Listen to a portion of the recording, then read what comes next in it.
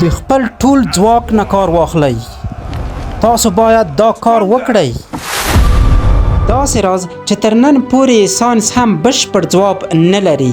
څنګه انسانانو 4.5 کاله مخکې داسې ستر اهرامونه جوړ کړل چې نننۍ پرمختللې ټکنالوژي هم ورته حیرانه ده.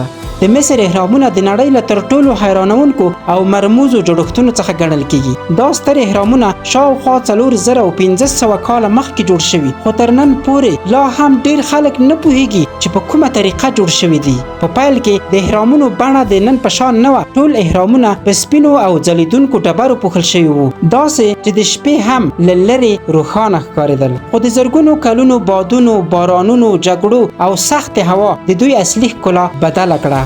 د مصر لوی اهرام شاوخوا 140 متره لوړوالی لري او نږدې 6 میلیونه ټنه وزن لري. یوازې یوه ډبره چې پکې کارول شوې تر 80,000 کیلوګرامه وزن لري او له اصفهان ښار څخه راوړل شوې چې سلګونه کیلومتره لرې پروت دی. حیرانونکې دا ده چې د اهرامونو هره ډبره له 2000 تر 80,000 کیلوګرامه وزن لري، خو بیا هم دا ټول جوړښت یوازې په 20 کلونو کې بشپړ شوی. اوس فکر وکړئ، نن ورځ هم د دومره درنو ډبرو انتقال آسانه کار نه دی.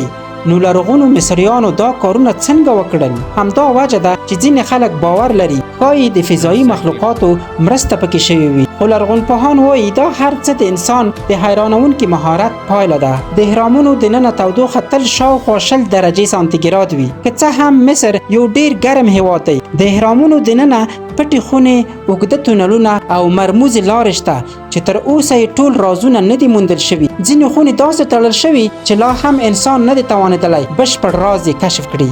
جالبه دا ده چې د مصر 3 لوی اهرامونه د اسمان له 3 ستورو سره په حیرانونکي ډول سمون لري.